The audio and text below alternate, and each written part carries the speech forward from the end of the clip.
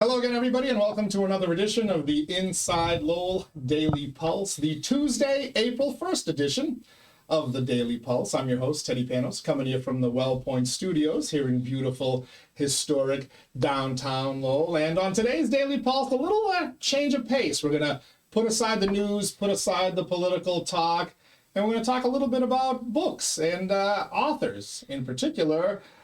Lowell's very vibrant and active literary scene. And joining me for today's show in studios here are three of the more well-known, more accomplished authors that the Mill City is proud to boast of. We'll start from left to right on your monitors here. The guy, no offense to you, Emilie, or Paul, but I have to contractually refer to Steve O'Connor as my favorite local author. Steve O'Connor. Only because I've known him since I was like a young lad, and he's spent so much money on Greek food that I never really had to work for a living thanks to Steve and his family. Steve O'Connor is joining us. Thanks, Teddy. Good to have you here. Emilie Noelle Provost is joining us as well. She is sitting in the middle here, the rose between the two thorns, for lack of a better term. Nice to have you here, Emilie. Thank you.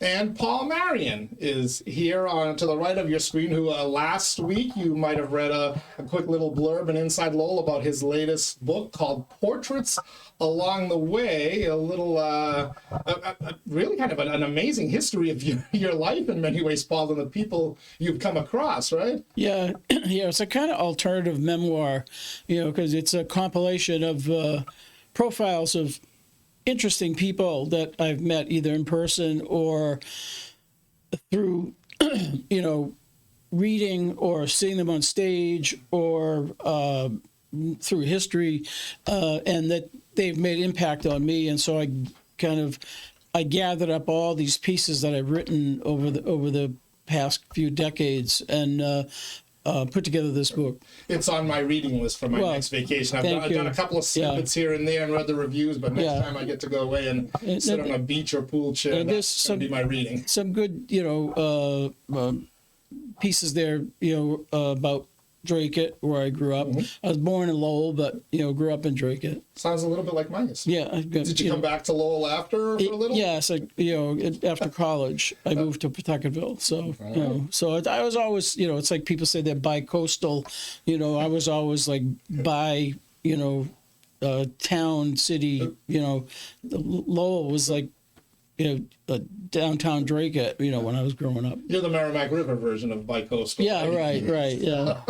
Well, I'm glad to have the three of you in here. I can't wait to get started on the discussion. Before we get rolling, let me quickly thank our Daily Pulse sponsors, Real Estate Ray Booten. He is a licensed realtor in New Hampshire and Massachusetts, certified appraiser in both of those states as well. So if you're looking to buy or sell a home, a business, or a commercial property, Ray Booten is your man. Find him online, realestaterayBooten.com. Thank you as well to our friends at Well Point. Well Point is the only health plan offering healthcare benefits exclusively to Massachusetts GIC members. At Well Point, your whole health is their whole point. And a quick reminder that tomorrow, April 2nd, is the start of open enrollment here in Massachusetts. Anybody employed for the state, the municipalities, counties, or whatnot, if you're looking to switch your insurance, whether to a completely new company or switch your plans, now's the period, starting tomorrow.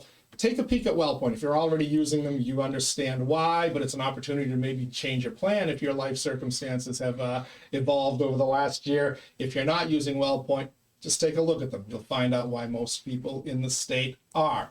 We got a bunch of other sponsors to thank as well, but let's get right to our discussion right now. So, good question, and what I'm going to try to do is throw this out here and then let the three of you kind of go back and forth, because you're far more eloquent than I am. But as an outsider, and again, I've known Steve and I've read a number of his books. I've known Paul to some degree, and Emilie, we're just meeting. But the three of you are about as accomplished of local writers as there could be. You've had a number of books published out there, which I'm sure is not an easy thing. But there's a bunch of other folks like you in the city, and it just, from my outside, unskilled, untrained eye, it seems like Lowell, Massachusetts is blessed to have a literary scene that a lot of similar communities in the area and across the country would be proud to boast of, and they can't. How accurate is that take? I think that's pretty accurate. I think it's, you mentioned Loom Press before, or, earlier, but I think it's also maybe kind of an offshoot of the huge number of creative people that are here now. And there's a lot of artists and a lot of other types of creative people. So I think it's just sort of a natural kind of a progression to that in some ways, Yeah. And just as, you're doing a podcast here, and we were talking about how that would, Paul was mentioning that wouldn't have been possible back in the 70s. And so just, the same kind of thing I think is happening with writing is happening with podcasts and other kinds of artists. There's more opportunities to get your stuff in front of people to read, like even locally, the Richard Howe, the 𝐃𝐚𝐢𝐥𝐲 blog.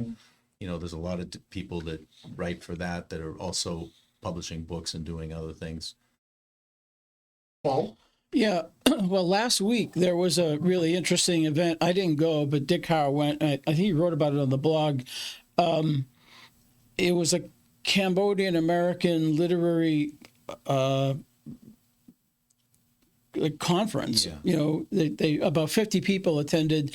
They had 4 or 5 writers, the Cambodian origin, I guess they're Cambodian Americans now, and to me it was a indicator of the maturity, not only of the Cambodian community, sort of 50 years on, and you'll probably be doing things about that anniversary, but also the cultural maturity. We have Anchor Dance Troupe, and there are musicians and so forth, but there's a strong literary thread now, in the Cambodian community. One of the speakers was Chat Pearsath, who he's a Loom Press author, but Chat has written 4 or 5 books. There were people who came in from out of state, Bunkong Tuan, Sanari Then, who lives here, and was in the among other things, the Lowell Review, which Dick Howe and Dave Daniel and I had been editing. And I thought, you just wouldn't have seen that kind of thing in 1974 when I was starting out, when I was 20 years old. There was no infrastructure. There was Prince's Bookstore, that had a very modest selection of books, and really not much going on the ground. It was just kind of on the cusp of the cultural revival in Lowell, and Steve mentioned, it's, there was music and dance and other, visual arts and so forth, but the writers kind of got in there. They got pulled along, by the energy. Yeah, that's one of the things I wanted to follow up on, because I think you mentioned, Emilie, how you attribute the vibrant writing scene here in Lowell to the vibrant cultural scene, but that didn't really come in till the mid-90s, right, with the whole Mills to Martinis thing. So, but how does that inspire? How does a dance troupe or another type of artist inspire an author to kind of take an idea and pen it to paper? No, I was going to say at the high school, we used to talk a lot. I taught at the Voc for 29 years, and we used to always talk about school atmosphere. We got to create the right atmosphere. And for a writer, if you're in a city where, there are a lot of artists and a lot of things, it creates that atmosphere that is creative, and that that there are readings going on in different places and writers getting together and artists, and usually, you're interested in their work. There's a good chance they're interested in your work. So it's a whole vibe, as my daughter would say. Dare I say it's kind of like a musical jam session where a bunch of musicians who've never performed before kind of get together and they inspire each other and they start moving. Does that work in writing? Sort of. I mean, I think what Steve pretty much said, what I was going to say, it's sort of the overall culture, a lot of creative people around it just create sort of like a vibe, you know what I mean? And I think it attracts, other creative people to come from other places and sort of, go to events and go to, book signings and that sort of stuff. But you know, Yeah, and having other writers around, like Emily edited one of my books, and I edited one of Emily's books. And, yeah, that's actually that I was going to say that too. I was the editor of Merrimack Valley Magazine for a number of years, and I wrote for that magazine for a number of years. And in that during that time period, I met a lot of writers, including Steve and Paul, because of doing that job, and just knowing a lot of other writers and being able to talk to them and see what they're working on, and what they're getting published, what they're not getting published, what they're having trouble with.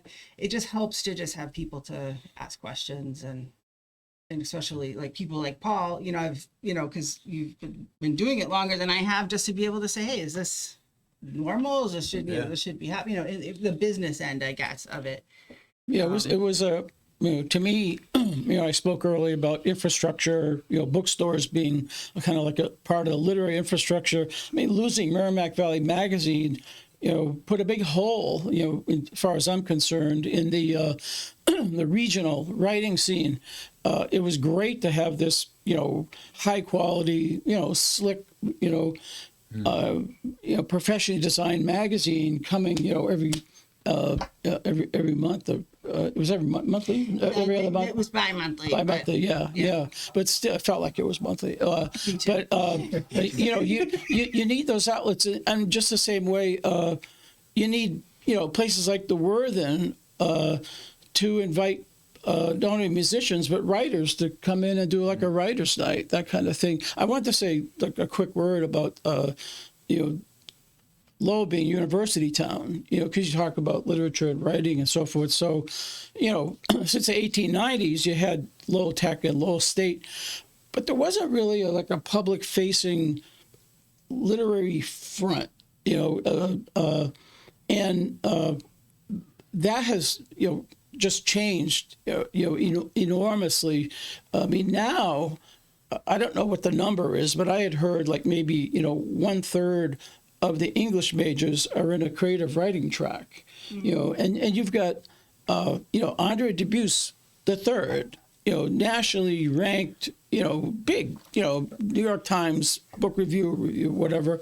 A year or so ago, Sandra Lim, who's on the English department faculty, poet with a growing national reputation, she won an $85,000 prize.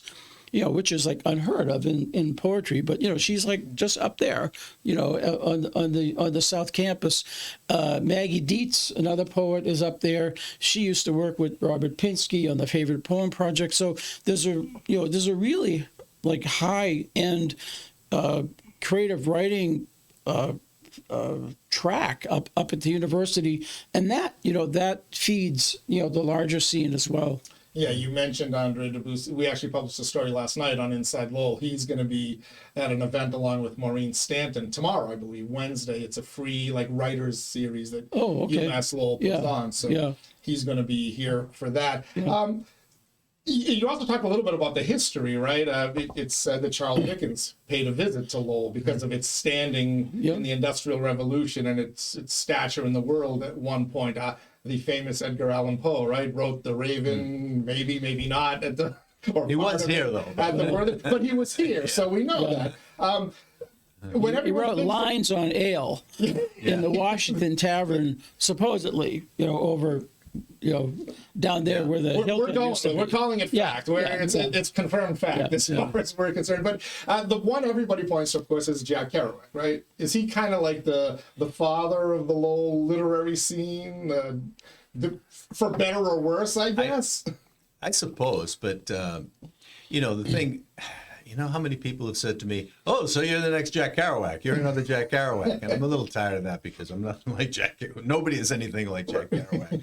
Or very few people. So, I think it's kind of sometimes almost an overwhelming shadow, like Lowell is associated with Kerouac so much. And, not every writer is on the road and, doing all these crazy things with beat poets. So it's good and bad. I mean, it definitely puts us on the map, though. Yeah, there's good aspects to that, too. I mean, I find it for myself, being from Lowell, people know the name of the city because of Jack Kerouac, and they know that history. So it makes it easier for me to get recognition for my work. Oh, you're from Lowell, so, and you know, they you know, it's sort of like this known, you know, even people who are from Europe or from other parts of the world, it makes that a little bit easier in terms of marketing You know, my book and things like that. from a literary perspective, having Jack Kerouac is like having a national park. You know, in Lowell, it's this giant thing. It can be overshadowing. You know, and you know, you can be asked 100 times. You know, is he the reason you're writing, or Oh, yeah. are you trying to be like him, or something like that? But I think, you know, anybody who is serious about writing, you know, who has roots in Lowell, whether they're born here or come here, you know, they're gonna have to reckon with Kerouac. He's just such a big, you know, big presence. But you know, it's a benefit because, as Emilie said, you know, put Lowell on the map as an international literary location. I mean, there are people, you know, all over Europe reading about Pawtucketville, you know, because of Jack Kerouac. You know, in China, well, you know, I don't know if Dr. Sachs is in China, but On the Road is in China. You know, so. But I just a word. Also, you know, you said the history. You know, when I was coming up in the early 1970s, the energy around writing was in the history lane. You know, that was where you started to see publishing. There was a new history of Lowell. There hadn't been a history of Lowell for 100 years, and then Cotton Was King was published by the Lowell Historical Society as part of, you know, Lowell's sesquicentennial, but also kind of tied into the bicentennial. It was 1975, you know, so forth. So, and then a group of women started a magazine, literary magazine, cultural magazine called the New Lowell Offering. And they did, I don't know, 6 or 7 issues. And it was specifically referencing the 1840s, you know, when the women who worked in the mills were writing and publishing the Lowell Offering magazine, which Dickens made famous, you know, by writing about it in his travel book about Lowell. But, you know, everybody, you know, came through Lowell in the 1840s and 50s, you know, Dickens and Ralph Waldo Emerson and you know, Poe and Thoreau. Lowell was the second city in Massachusetts, and it was like on the circuit, you know, the Lyceum circuit, you know, and so Lowell, you know, at that point, you know, had a literary buzz, and you know, and there was local stuff going on. There was publishing, you know, small scale book publishing. There were, you know, writers, but then, you know, that kind of faded, you know, with the end of the mill era. We're tuned into the Daily Pulse, the Inside Lowell Daily Pulse on this Tuesday, April 1st. 2025. We're breaking a little bit with the format here. We're putting aside the news and politics for the day, talking a little bit about writing and Lowell's literary scene, a show I'm titling the Lowell Book Club. We're going to get back to our local authors in a quick second. First, let me just thank our sponsors of the Daily Pulse. Of course, Ray Booten, licensed realtor, Massachusetts, New Hampshire, certified appraiser in both of those states as well. Find him online, realestaterayBooten.com. Thank you as well to our friends at WellPoint. At WellPoint, your whole health is their whole point. Washington Savings Bank, banking that feels like home. Make the switch now to Washington Savings Bank.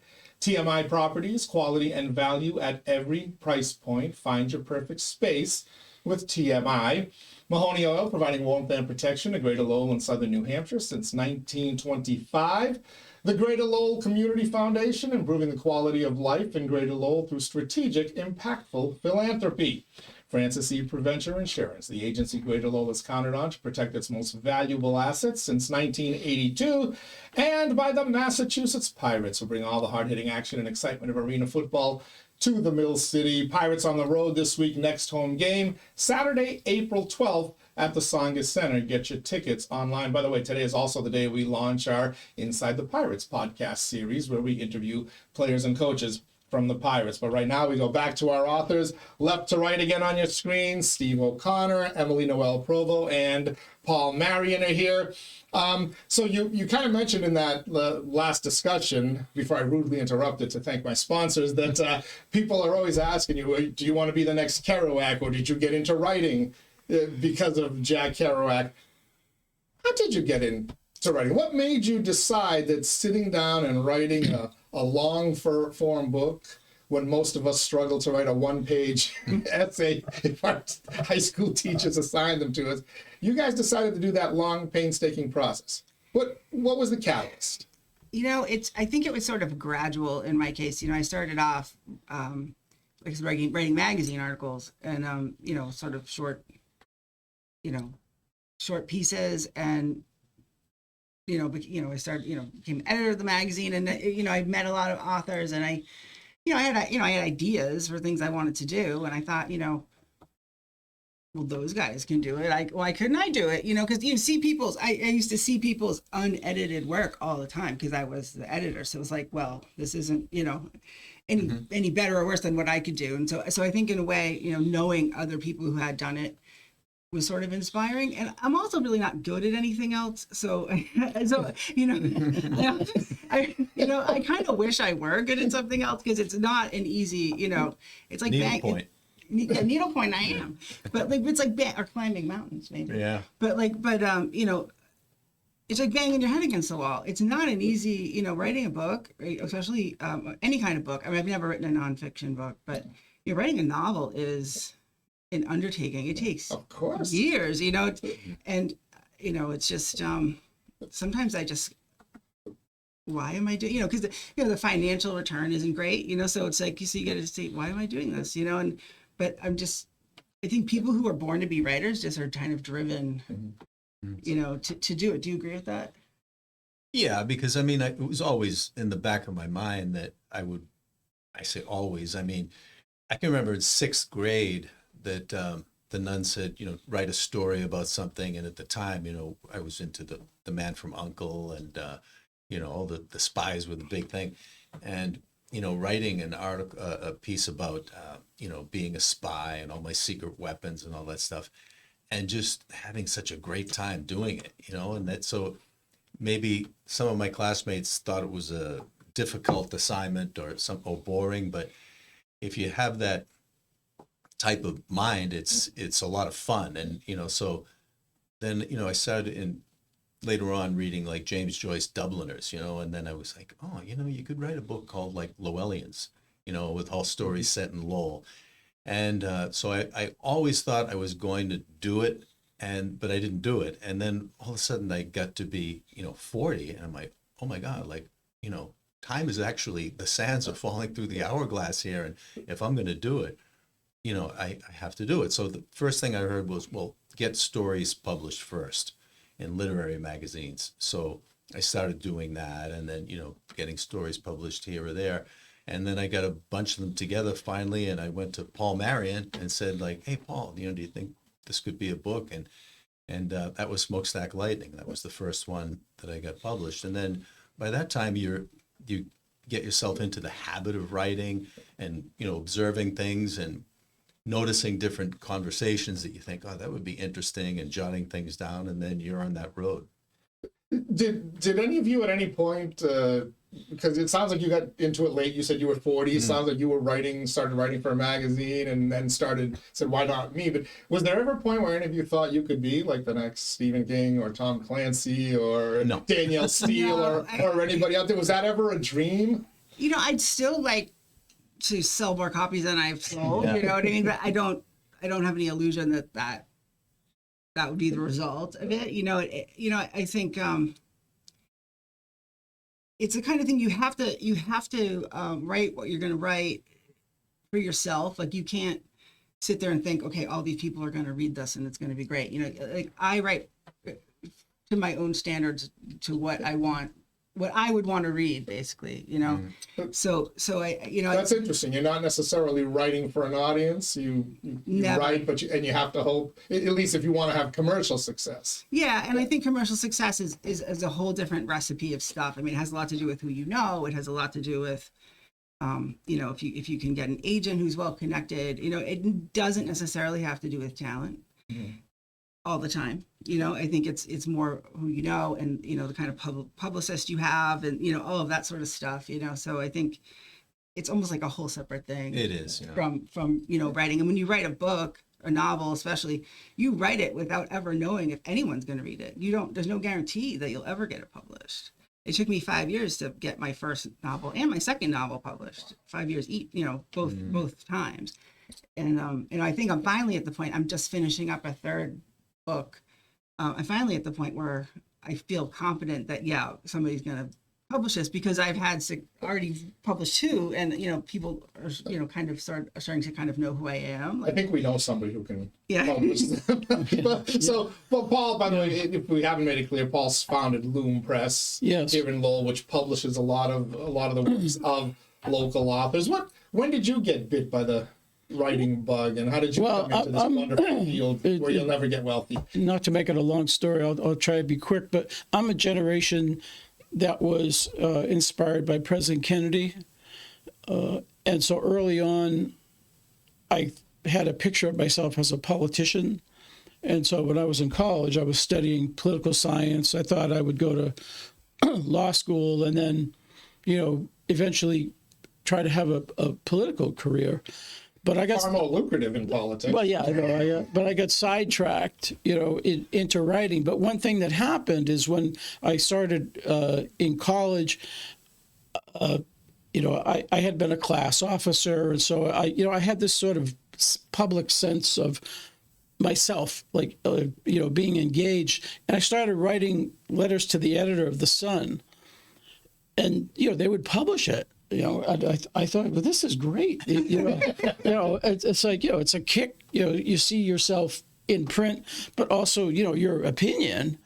So that was like my first writing was doing some sports stringing for the Sun after high school. But then I started to, contribute, I don't know, once a month or something, these, kind of long letters to the editor. And that sort of sparked an interest in writing, as a kind of community engagement for me. And then I got to college and, had freshman writing.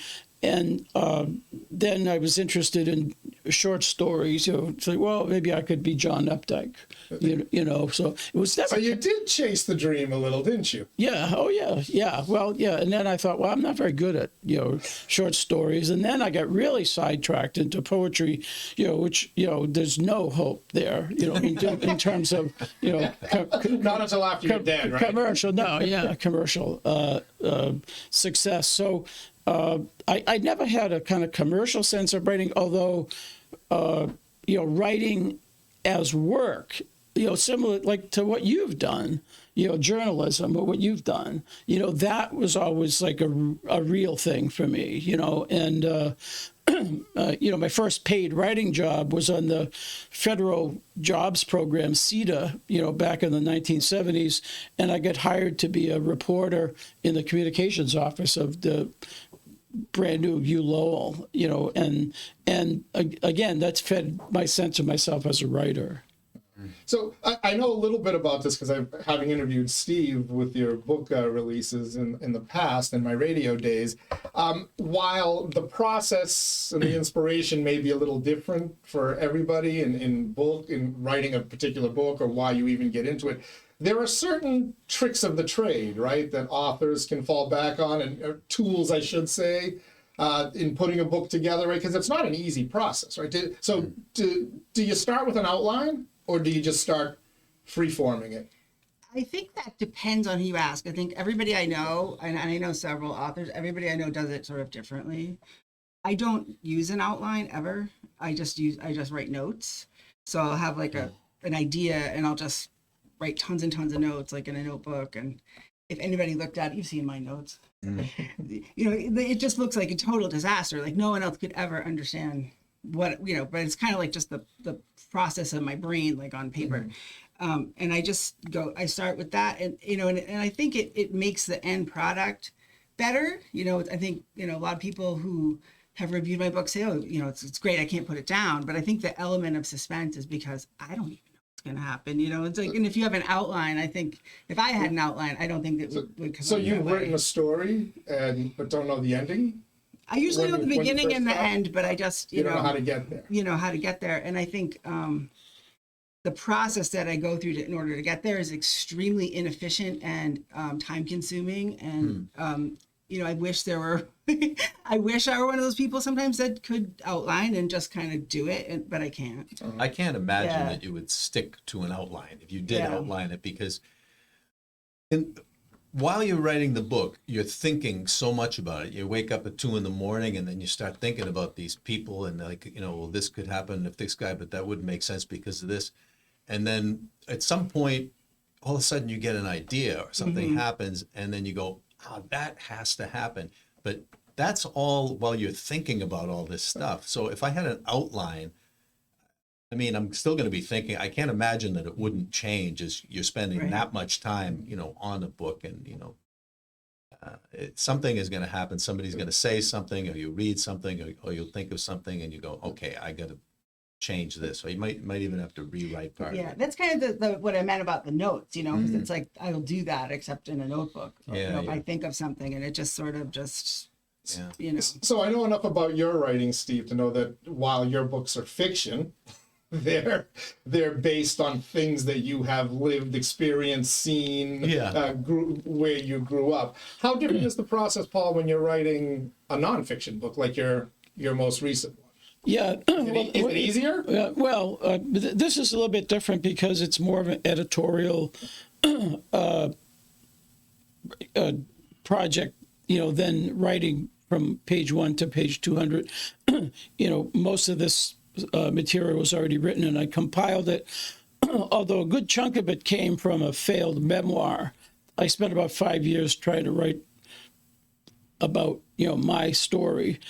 I just wasn't good at it, but I got chapters, and some of those chapters ended up in here.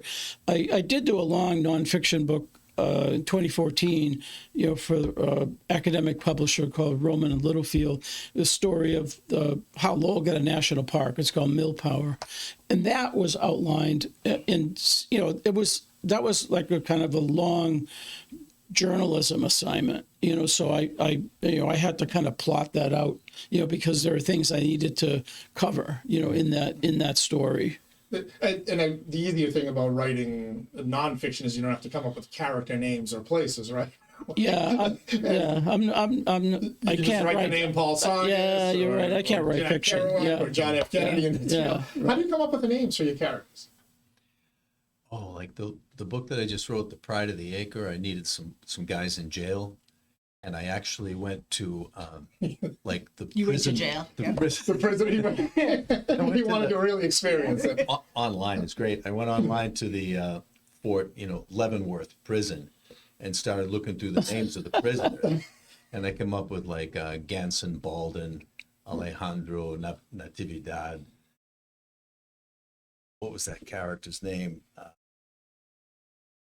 Think of this other character now, but names that I couldn't think of, like that are really interesting names. And so sometimes I just was walking by a house this morning.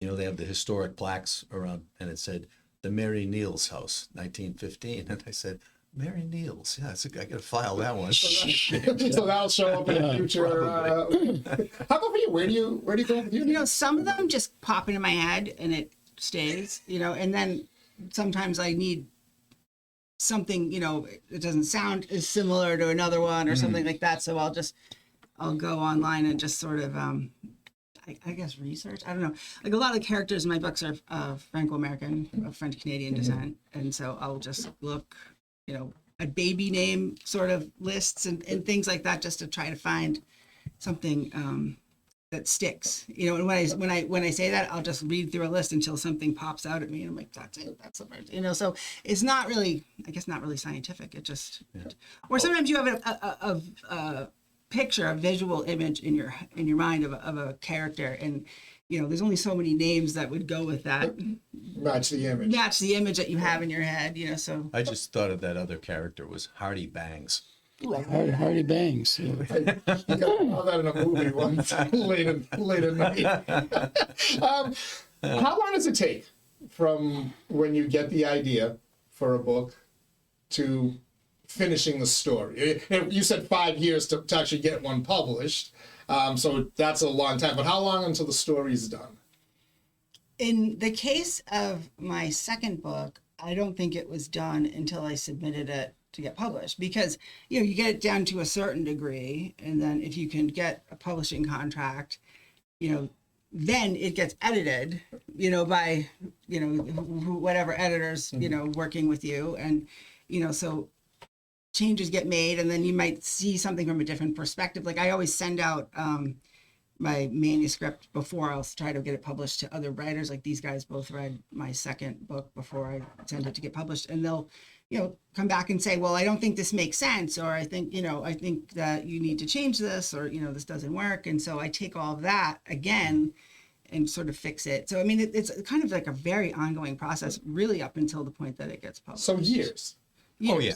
Yeah, years. I mean, some people are much faster than I am. I tend to just really think a lot about stuff. So I'll work for a couple of days, and then I'll put it away and just kind of think, and then go back. Sometimes and, I put it away for like a year or two. Yeah. Well, you also have other jobs, Yeah, right? Careers that get in the way. You've got to pay the bills, right? Yeah. So that gets in the way.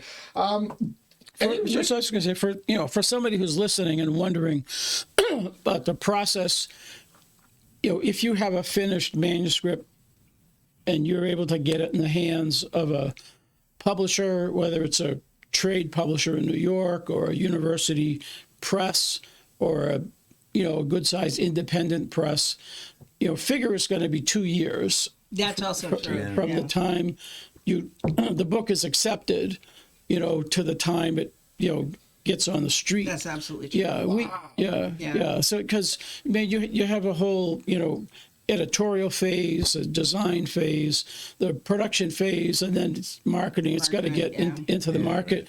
We with Loom Press, we try to get a book out within a year because we're more in control of the process. But all our services, we outsource the design, we outsource the printing. We use a printer in Illinois called Versa Press that does all kinds Paul, of printing. That's assuming they accept it.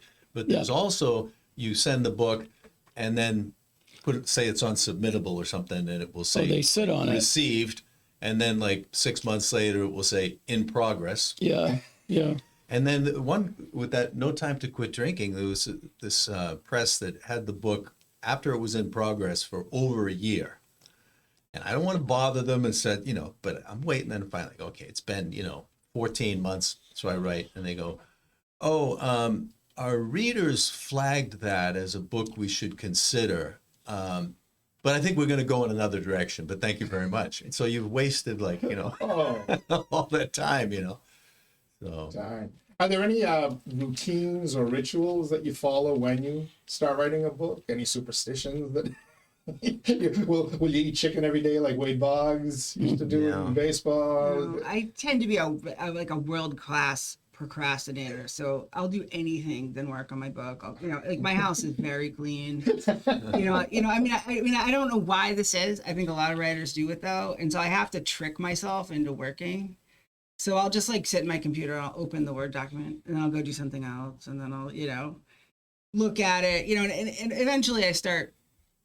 But it's almost like I have to be mentally, I have to go to a different mental place. And maybe that's the procrastination, to try to get yourself out of your everyday stuff to try to get into the, the story, and to try to work on it and make it better. I don't know if you. Well, I was just thinking, as you were saying, just a tip for the audience, for aspiring writers.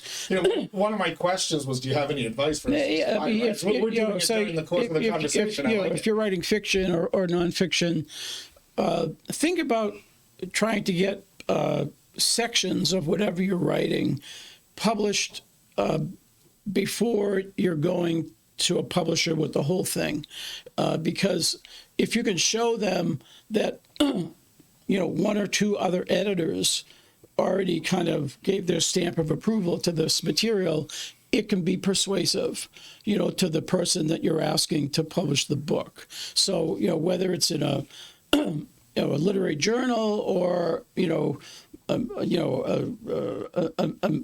magazine that you might find on the magazine rack, or an anthology of, like, poems about sports or stories about sports. Look for where you might get something that you're working on, an excerpt published before you're, and then not mutually exclusive. You can be looking to get the whole book published at the same time that you're sending work out.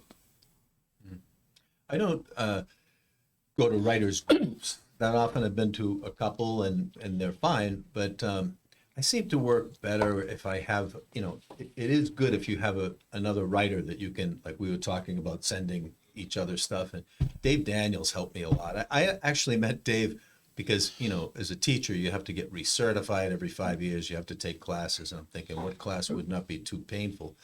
And there was one called Writing Mysteries, Dave Daniel. And that's how I met him. We ended up becoming friends. And so, like, the last book that I just did, The Pride of the Acre, I had that, I don't know, maybe half done. And I don't even know if I would have finished it. We watched the Patriots game with my brother-in-law, 𝐃𝐚𝐢𝐥𝐲, in case you're seeing this, Kevin, and, Jerry Bazantz. And then after the game, I'm talking to Dave, and I'm telling him, yeah, about the book, but I don't know. And he said to me, oh, no, I think you're on the right track, and, you should definitely work it out and finish it. And he said that little bit of encouragement was like all I needed.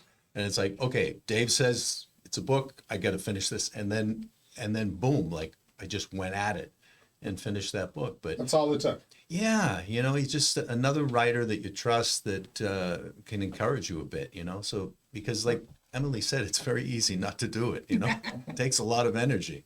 So A lot of mental energy. Yeah. It really does. Yeah. Who's your favorite writer? That's a hard question.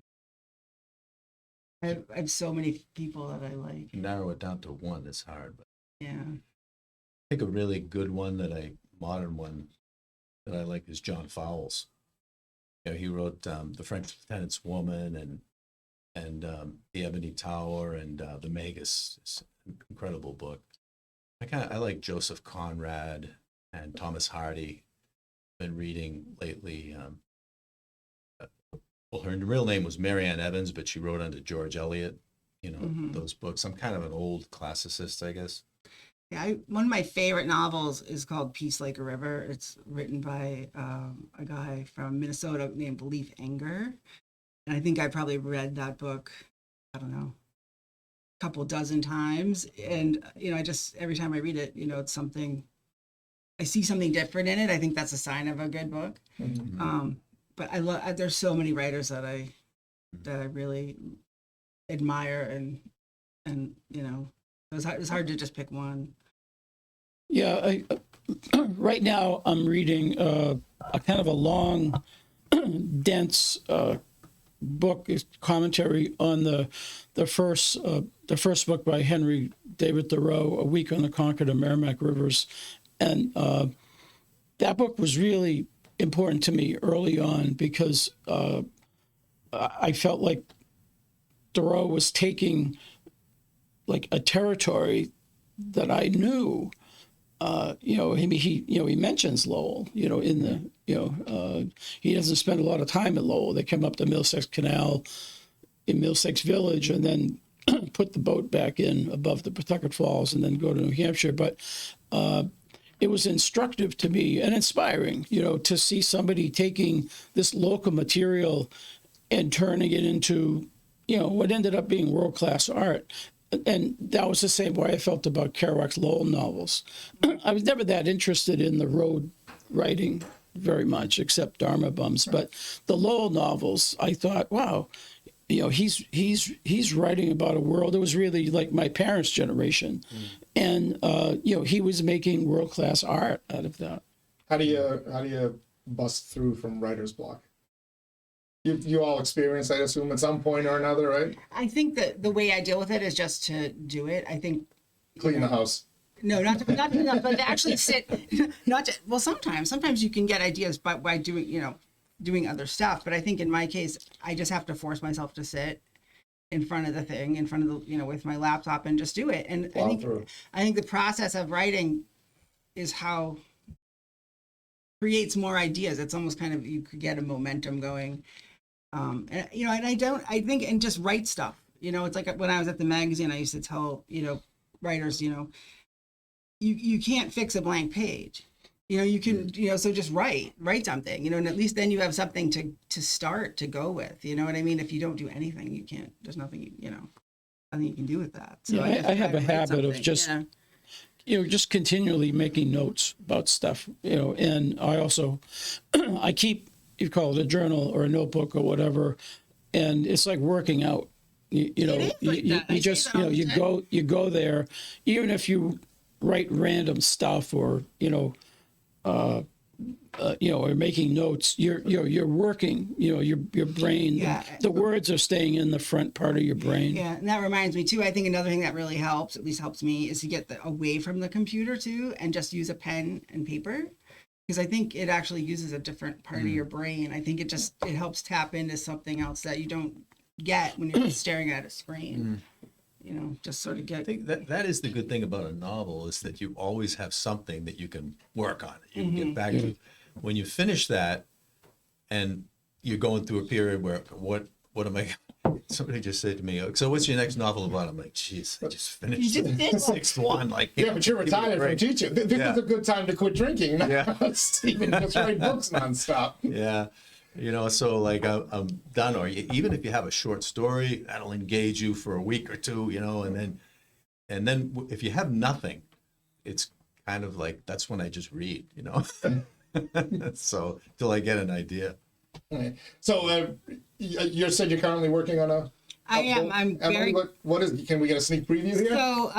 So it's my third novel, and I'm hoping it's going to be the first book in a 3-part series, and it's a book I actually started getting ideas for during COVID lockdown, but it's a love story based on the Isle of Orleans outside of Quebec City, and it's an island in Merrimack. In the Merrimack Sea. I'm from Lowell, and in the St. Lawrence River, and it's the kind of inspiration for it was I wanted to write a romance that I would want to read.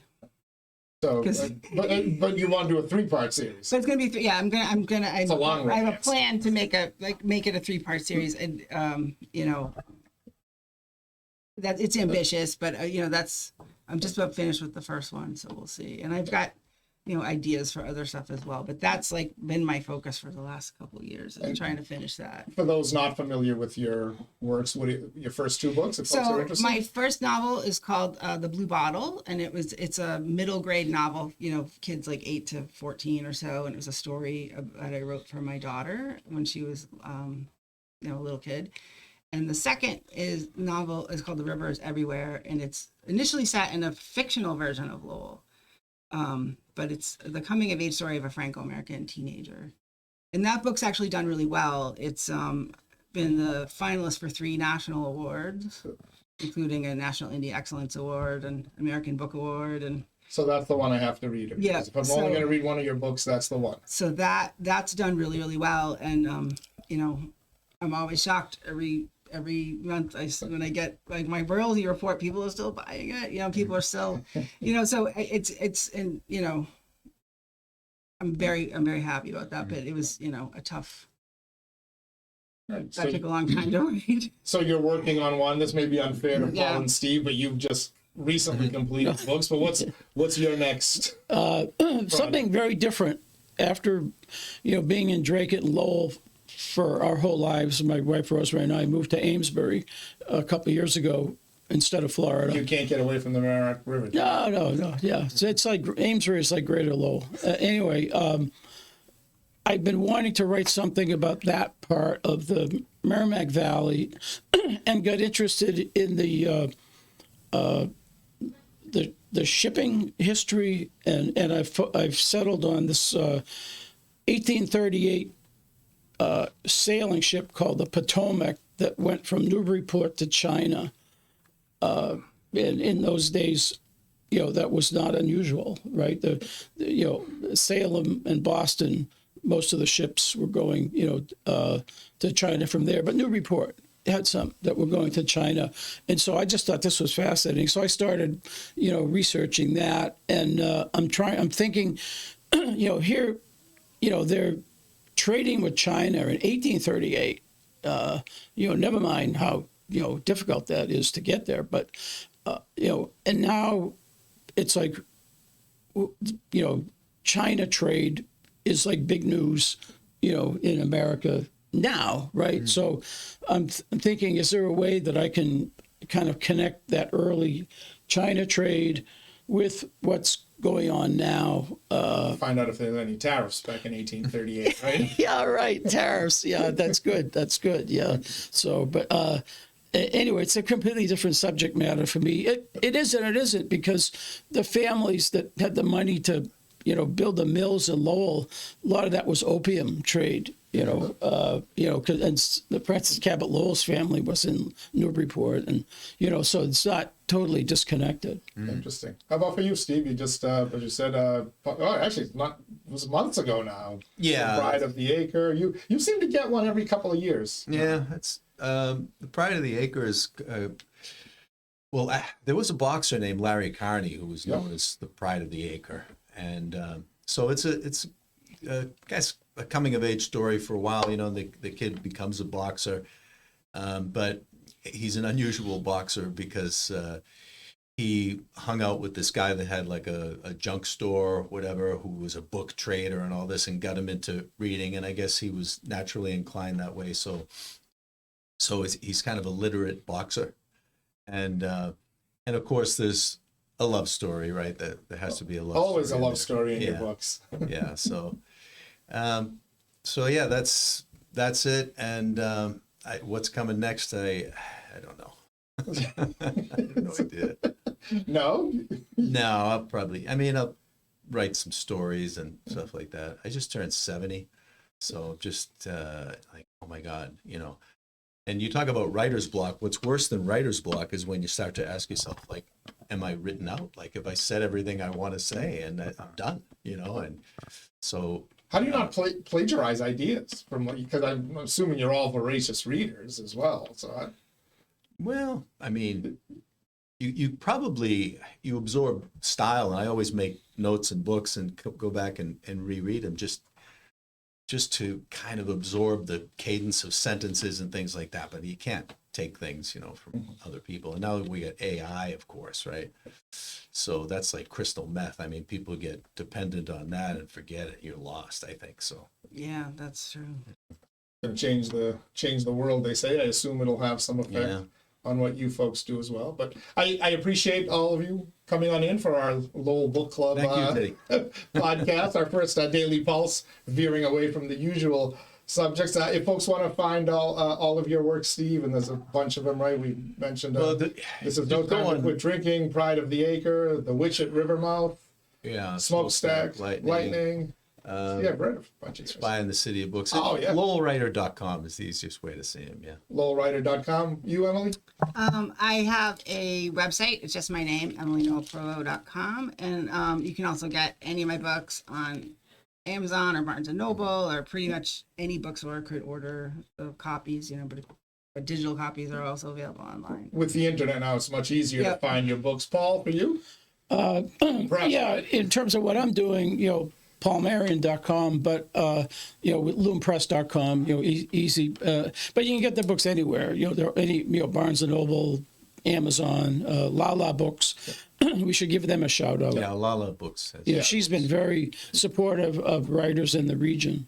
Hosts a number of events, book signings, talks, and whatnot. Well, I appreciate the three of you joining us. Thanks for having us in. Thank you. Appreciate it. Can't wait to keep reading your stuff. Steve O'Connor, Emilie Noelle Provo, Paul Marion, thanks so much for joining us. Thank you as well for joining us here on the Inside Lowell Daily Pulse. Tomorrow we're going to have Lowell City Councilor Vesna Noon joining us. We're getting back to the local political stuff. On Friday we'll have the Pod Squad. We'll get back to some goofy stuff with them, political and goofy. But every day at noon it drops on InsideLowell.com and on our YouTube channel. Inside Lowell, if Lowell is your home, this is your place. Till next time, everybody stay safe, and we'll catch you on the other side. That's why I kind of came at the last minute.